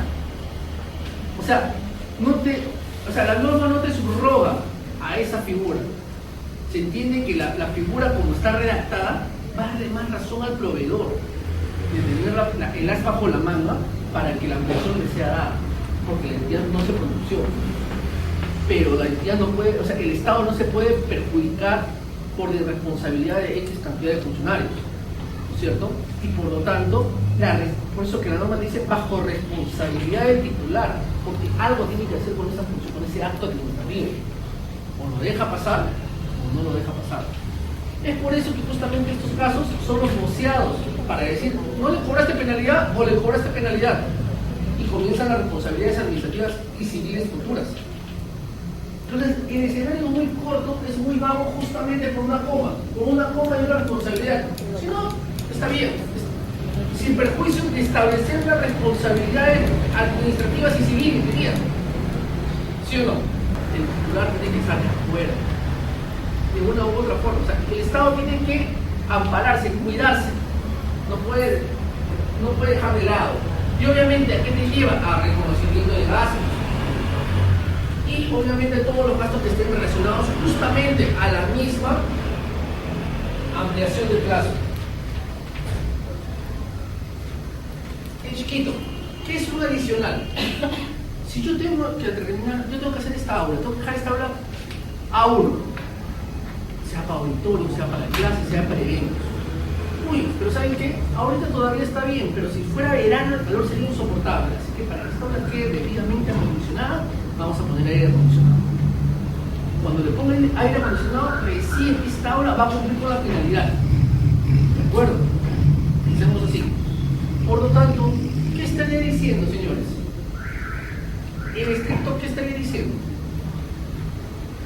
El aula, el adicional, es un incremento de la prestación. Son cosas adicionales que se aumentan en el contrato, ¿sí? Para cumplir la finalidad. ¿Y hasta qué oportunidad yo puedo hacer una adicional? ¿Hasta antes de cuánto? Antes de la conformidad. Yo puedo entregar, pero de repente no está conforme, porque todavía no se ha cerrado. Porque si yo digo hasta cumplir la finalidad, y si yo ya le di la conformidad, es porque ya todo está conforme y la finalidad se cumplió con esa prestación. Pero si yo le digo todavía que está pendiente, yo todavía puedo ejecutar una adicional. ¿Qué es la conformidad? ¿No puede haber una adicional? ¿Ah? ¿Qué es la conformidad? ¿No puede haber una adicional? Ya no, porque se supone que tú ves la conformidad porque estás conforme con todo. Entonces, si estás conforme en tu objeto contractual, la finalidad de esa contratación ya se cumplió. Entonces ya no tendrías cómo ampliar esa finalidad. En base a la 30 días. En base a la 30 días. La conformidad del mismo salía del principio del programa comercial. En ese lapso de tiempo que hicimos, puedo hacer un adicional, porque el plazo era 30 días a pesar de. Claro, cubrías. Y después de darle después de hacer ese adicional, simultáneamente le darías o pactarías el nuevo plazo, como falta, porque ya ves el plazo real, o dejarías que el proveedor te solicite la ampliación de plazo, con lo cual evaluarías igual el área de ampliación. Por eso que en la diapositiva anterior decía, nosotros una de las posibilidades de ampliar es a través del adicional. Hay un adicional. ¿Qué pasaría si yo te dijera, estás en el día 29 de algo? ¿Ya? Ya el acondicionamiento de este ambiente. Y hay un aire acondicionado que quieres colocar. ¿Ya? No es que el aire acondicionado lo coloques en un día, porque tienes que hacer obra civil, tienes que hacer un hueco, tienes que jalar electricidad, tienes que pagar en sus mínimos 4 o 5 días. Y le queda un día a tu contrato. ¿Es causal suficiente para generar una presión? Sí, ¿cierto? Entonces la figura va variando de acuerdo al escenario que vas manejando. Porque si uno no ponías ese aire acondicionado, de nada te serviría tener una obra bonita, porque si no estarías sacando un sound. Justo el aire acondicionado que serviría para climatizar todo el ambiente. En el momento dado. El proveedor requería un aumento adicional por ese hecho. Claro. Sería una ley. No hay nada. Básicamente, cuando eso es un adicional, es una resolución. Nada más. ¿Por qué? ¿Por qué no haces arenda? Porque si bien es cierto, la norma taxativamente no te dice que tienes que modificar su contenido con arenda, tampoco te dice que no lo puedas hacer, pero sí te dice que el adicional es una orden de la entidad por un precio previamente pactado. Ojo, porque no necesariamente tienen que estar dentro de la misma situación de lo que estás comprando. Eso es un precio previamente pactado y sobre eso yo te ordeno que hagas algo más. Y el plazo es un plazo manejable, o sea, se maneja en el marco de la ley. y luego de eso ejecuta una prestación adicional. Esa es su figura, esa es su razón de ser. Y se puede hacer como máximo hasta el 25% del contrato. Y de la misma manera yo puedo reducir, y puedo reducir hasta el 25%. Eso quiere decir que mi contrato original puede incrementarse 25% o puede disminuirse el 25%. ¿Y cuántos adicionales o cuántas reducciones puedo realizar? Tantas sean necesarias en la medida que no me pase del tope máximo, que es 25%. O sea, en el último trimestre, tuvimos un contrato, ¿verdad? Con ejecución del 50%, ya calculo pide una reducción del 25% para poder liberar este saldo y usarlo en otra cosa. Pero para eso tendría que decirme que tu reducción está basada en que ya no vas a, que tu contrato, tu finalidad de contrato se cumple con el 75%. No, eso lo termina el usuario. Ah, buen dato. Claro, ¿de quién es la responsabilidad del requerimiento? Por lo tanto, ¿quién determina si necesita más o necesita menos? El usuario. Y por lo tanto, lo que hace logística es gestiona ese adicional o esa reducción sobre la base de la necesidad que la usuaria va manifestando.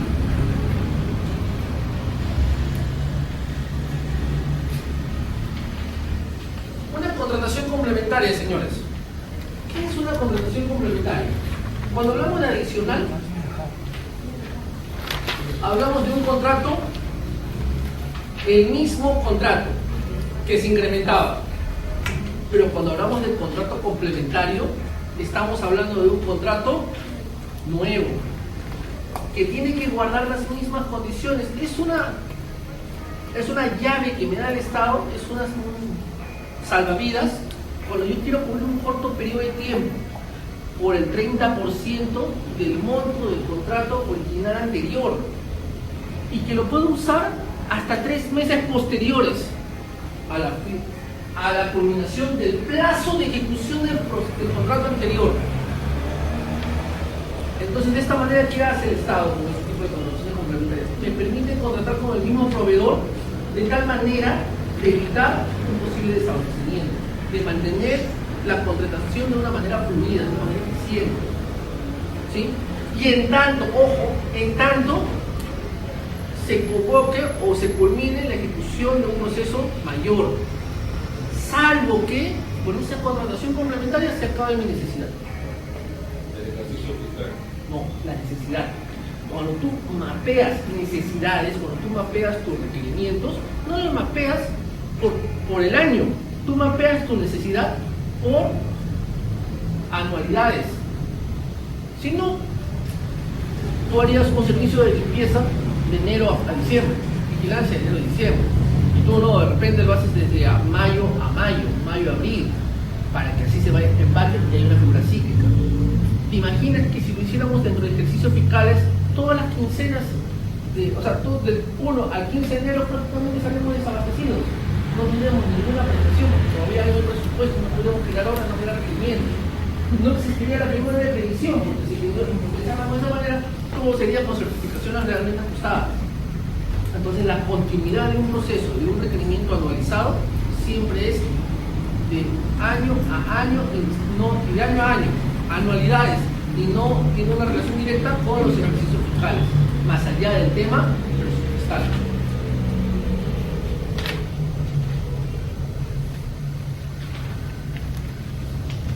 ¿Cuántos días tenemos para dar la conformidad, señores, después de recibido los bienes? ¿Cuántos días? A ver, amigos, ¿cuántos días? ¿Cuántos días? 10 días. Ya. Y si tienes observaciones, ¿cuántos días se da para levantar las observaciones a un proveedor? De 2 a 10. Y de 5 a 20, si es algo muy complejo, o son consultorías. ¿Sí? A ver, empezamos con la siguiente pregunta. Yo tengo que entregar al almacén televisores de 50 pulgadas. Yo tengo que entregar al almacén televisores de 50 pulgadas. ¿De acuerdo? Y al final entrego el almacén, no televisores de 50. Yo como proveedor me hago el vivo y llevo televisores de 43 pulgadas. Y el almacén, por un desconocimiento total, lo recibe. ¿Ya? ¿Eso es observación o una no recepción? Ah, porque el error es manifiesto. Cuando observas en sí, cuando es algo que no se puede percibir a simple vista y que tiene que pasar una revisión técnica, cuando tiene que hacer una revisión un poco más exhaustiva, ¿de acuerdo? Esa es la figura. O sea, yo no puedo entregar, yo tengo 1000 tornillos y te entrego 1000 clavos, no, pues me equivoqué, libre que subsana, porque es algo manifiesto. Entonces ahí no has recibido lo que tienes que haber, lo que la orden te decía, por lo tanto no hay una recepción. Y por lo tanto sigue corriendo tu plazo y por lo tanto es pasible de penalidad. ¿Y qué pasa si tú le das una subsanación, le das plazo de subsanación, 10 días y te lo entrega el día 15? ¿Cuántos días de penalidad tiene? 5 días de penalidad. ¿Sí?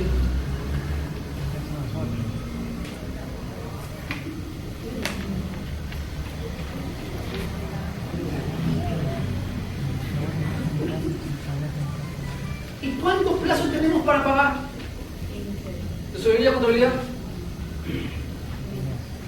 ¿Cuántos plazos tenemos para pagar un expediente pago? ¿Cuántos días tenemos para pagar? ¿Cuántos? 5 días hábiles. Muy buen plazo. Muy buen plazo. ¿Ah? Hasta 5 días. Es muy buen plazo. Porque es un plazo de lineamiento interno.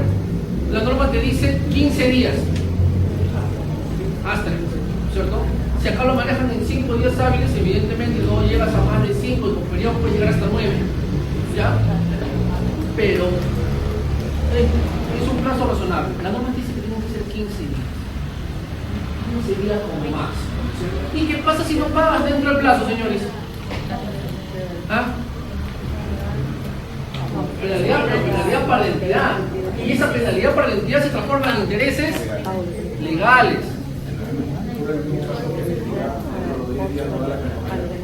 Lo que pasa es que, mira, es una buena pregunta. ¿Qué pasa si tú no das la conformidad? Si tú no das la conformidad, ¿a qué le estás cortando plazo? Claro, o sea, prácticamente está en falta de la necesidad. Claro. Y el proveedor. El proveedor simplemente va a decir, no, el proveedor lo que te va a pedir es el cumplimiento de las condiciones esenciales del contrato. Y una de las condiciones esenciales es la conformidad dentro del plazo establecido por ley. Y si no, tú ya estás en falta. Entonces, ahí comienza el proveedor. Lo que pasa es que los proveedores tienen dos formas de pensar, o creo que pueden tener más, ¿ya? Pero una de ellas es, si yo te fastidio demasiado, te la vas a agarrar conmigo. Y vas a regresar más mi pago. Porque el interés legal es tan ínfimo que no le sirve para generar con ese interés legal hacer una inversión futura para algún proyecto. No es tanto así. Y es más, me puedes perjudicar porque de repente no me vuelves a contratar. Y yo necesito contratar. O sea, yo como proveedor necesito tenerte porque finalmente te demorarás un poco en el pago, pero eres un buen cliente.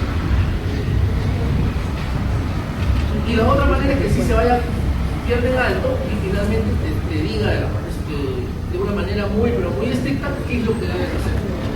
Y te comienza a decir las condiciones especiales que no estás cumpliendo. Hay entidades que no dan conformidad en meses.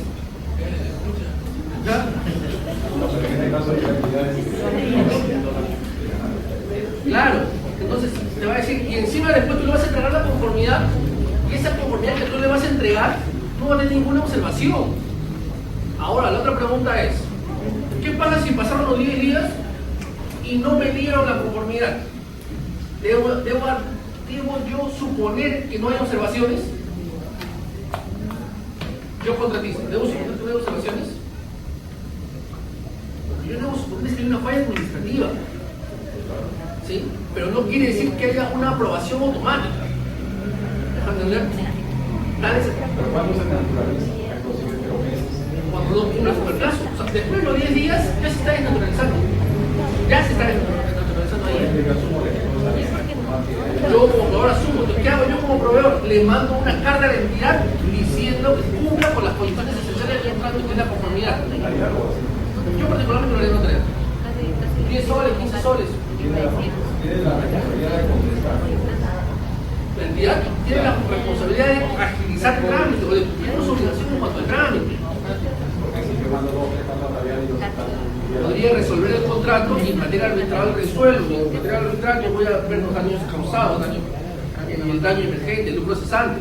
Sí. En caso, por ejemplo, que es un servicio, lo de vigilancia, nosotros hacemos un contrato, pero nosotros pagamos con las cosas exactas. ¿Qué hace en caso que la empresa no cumple con su trabajo? Debe estar especificado en el contrato que hizo con la empresa. Porque eso normalmente suele pasar, pagamos, pero ellos no cumplen. Es que no. Y ahí, Tú para pagarle al contratista,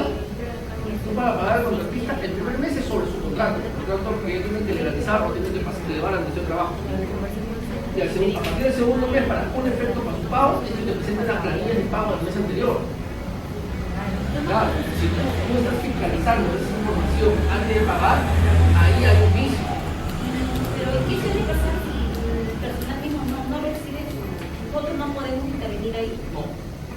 Porque en la intermediación laboral tú tienes que estar de acuerdo, o sea, tú como entidad tienes que corroborar que se la han pagado. De una manera que tú corrobores con la boleta. Se supone que la boleta habla por sí misma. ¿Ya?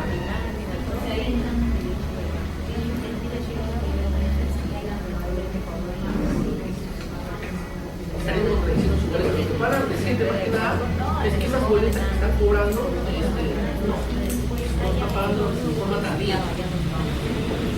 Pero ya ese es suyo. Ahí te escapa.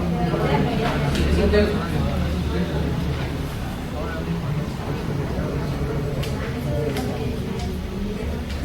Señores, ¿y cuándo se resuelve un contrato? ¿Cuándo se resuelve un contrato, señores? Desaparece la necesidad. Como dijimos, 2 personas, una se muere. Usted no puede mantener el contrato vivo porque no existe la figura jurídica que la mantenga. Hecho sobreviviente del funcionamiento. De repente el mismo caso de la veda, ¿no es cierto? Firmé el contrato y al día siguiente, veda. Yo no puedo respetar el contrato. Una fuerza mayor. Pero el contrario también te puede pedir la resolución. ¿Por qué? Porque no le pagas, pues. Incumplimiento de pago. No cumples con condiciones esenciales. Le dices que te pinte que te haga la cancha deportiva de acá abajo. Y los chicos todos los días juegan en la cancha. No puede hacer su trabajo. Puede pedirte la resolución del contrato, sí, porque no le está dando las facilidades. Es tu terreno, es tu espacio, es tu ambiente, y tú no le permites que mejore. Mira las situaciones. Y la entidad, cuando haya un incumplimiento, cuando el contratista haya incumplido sus obligaciones por acumular el monto máximo de penalidad y por paralización por reducción injustificada.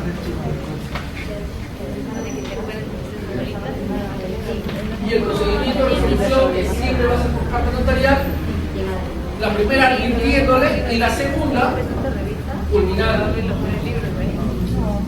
Salvo que sea por penalidad. Penalidad, acumulas el máximo, lo vuelas. El daño causado es irreversible, lo eliminas.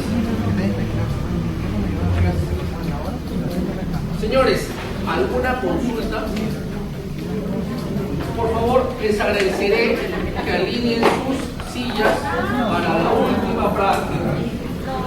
Por nota,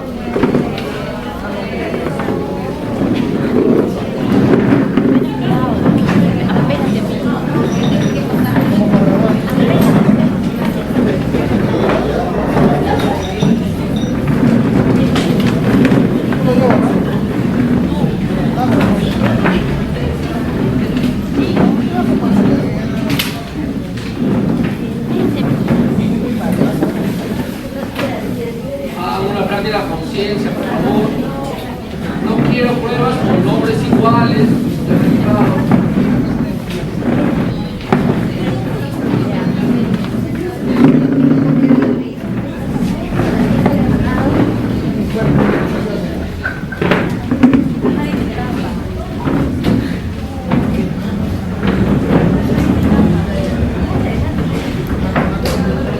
Tomen asiento, señores.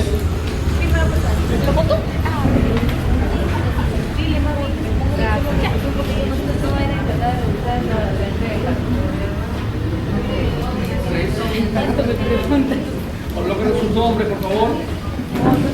Te devuelve.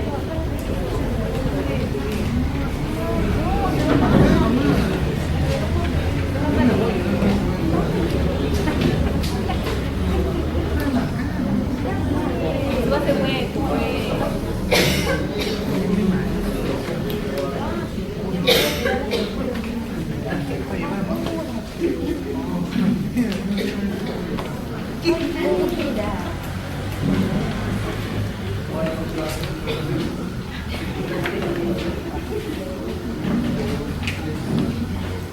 ¿Todos tienen pruebas, señores?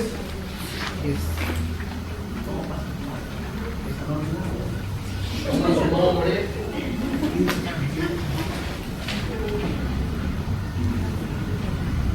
Y para conocerlos, me va respondiendo.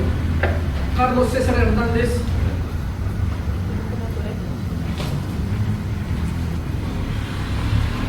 Walter Mendieta. Milagro Vergara.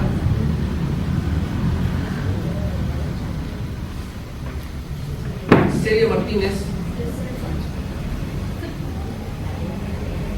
Alejandro Barreda.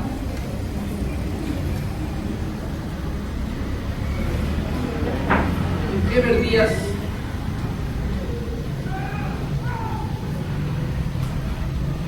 Richard Crisóstomo.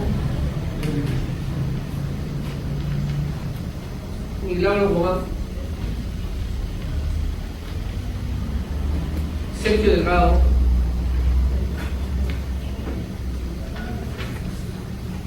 Gloria Crispín. Verónica Allende. Jesús Aguilar.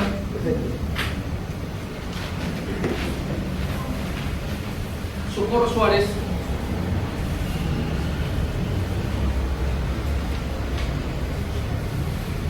Blanca Alcántara.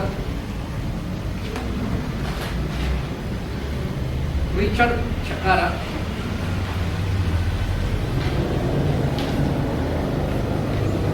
Ronnie Venturo. Isidro Vázquez. Mayra Ruiz.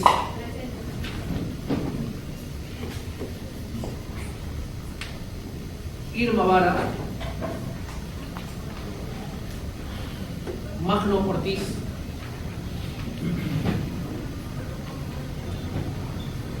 Vladimir Pacheco. Iris Sánchez.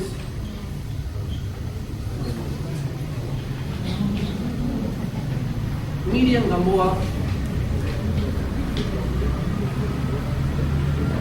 Lacey Rodríguez. Elvi Maica.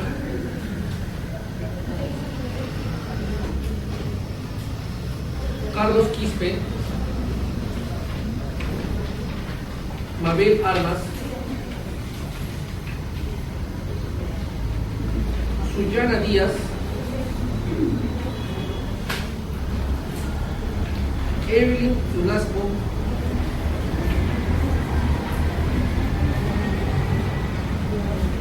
Liz Chaf. Mariela Flores.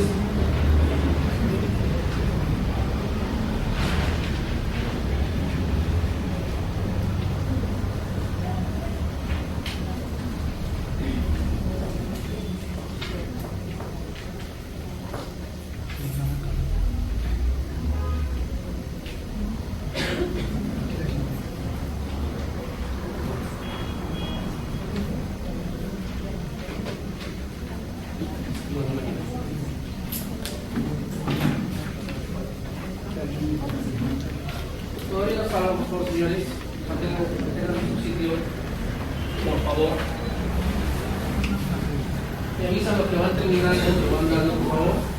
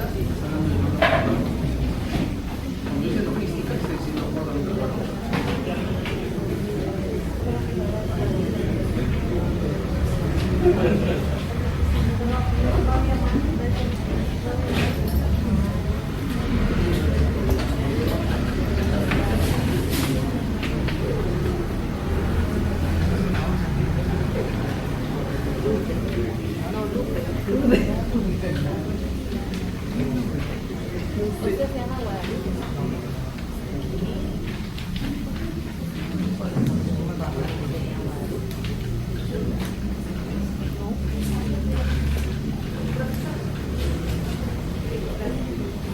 Gobierno se puede ir a gobierno.